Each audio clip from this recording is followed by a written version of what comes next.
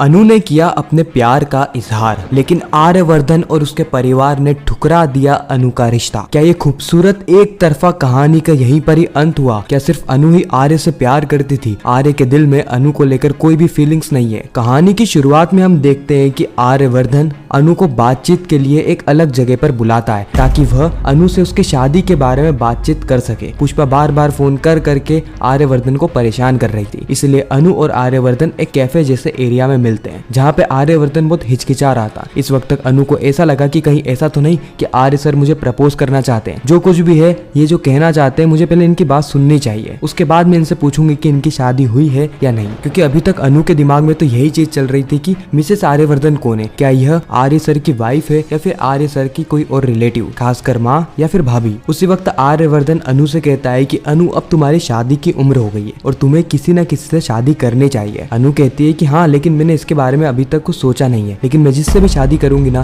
पहले उससे मुझे प्यार होना जरूरी है। उसी वक्त आर्यवर्धन क्लियरली बता देता है कि तुम्हारी फैमिली जिसको चाहती है, क्या तुम उसी से प्यार करोगी? अनु कहती कि हाँ, मैं उसी से प्यार करके अपने रिश्ते को आगे बढ़ाऊंगी। उसी वक्त आर्यवर्धन सारी चीजों को क्लियर कर देता है, यह कहते हुए कि तुम्हारी माँ ने तुम्हारे लिए एक बहुत अच्छा रिश्ता ढूंढा है जो कि तुम्हारे घर के पास वाला ही है, यानी विपिन। तो मुझे ऐसा लगता है कि तुम्हें विपिन से शादी कर लेनी चाहिए। इस वक्त तक अनु बहुत ज्यादा घबरा जाती है। अनु साफ कह देती है कि नहीं, मुझे वो लड़का पसंद नहीं है, नहीं मैं उससे प्यार करती हूँ। भले ही वो अच्छे खानदान से है, लेकिन जिससे मुझे प्यार नहीं होगा वो भला कैसे मेरे सपनों को आगे बढ़ाएगा, भला कैसे मैं उसके साथ खुश रहूंगी। नहीं, मैं उससे शादी नहीं कर सकती। इस वक्त तक आर्यवर्धन अनु को बार बार फोर्स कर रहा होता है। वो कहता है कि कभी कभार प्यार के रिश्ते को साइड में रखना चाहिए, क्योंकि एक समय के बाद प्यार खत्म हो जाता है, बचती है तो सिर्फ जिम्मेदारी और अच्छा परिवार। तुम्हें अगर अच्छा परिवार मिल रहा है तो अनु तुम्हें उस परिवार की कद्र करनी चाहिए। अनु इस वक्त तक आर्यवर्धन को समझा रही होती है कि उसे किस टाइप का लड़का चाहिए। इस वक्त तक उसके आंखों में आंसू आ गए थे, क्योंकि वो समझ गई थी कि अगर आर्यवर्धन सही में उससे प्यार करता तो वो ऐसे ही अनु को किसी और से शादी करने के लिए नहीं कहता। यह पूरी कहानी धीरे धीरे करके उलझती जा रही थी। आर्यवर्धन यहाँ पे साफ कह देता है कि अनु तुम्हें तुम्हारे घर वालों की बात माननी चाहिए और विपिन से शादी कर लेनी चाहिए। इतना कह के आर्यवर्धन सर वहाँ से चले जाते हैं। हालांकि जाते नहीं, वो वहाँ पर ही छुप जाते हैं, क्योंकि वो देख रहे होते हैं कि आखिर अनु क्या करेगी। आर्यवर्धन सर के जाने के बाद अनु कूट कूट के रोने लगती है। अनु सभी के सामने कह देती कि उसे आर्यवर्धन सर से प्यार है, उसके दिल में सिर्फ और सिर्फ आर्यवर्धन ही है, भला वो किसी और से शादी कैसे कर सकती है। उसका मन पसंदीदा शख्स जब उसके सामने खड़ा था तो भी वो उससे नहीं पूछ पाई, तभी वो अपने प्यार का इजहार नहीं कर पाई। लेकिन आर्यवर्धन ने तो खड़े खड़े सारी चीजें सुन ली थी। लेकिन यह बात तो हम सभी जानते हैं कि आर्यवर्धन का अतीत बहुत अलग रहा है। एक लड़की ने आर्यवर्धन को बहुत परेशान किया है,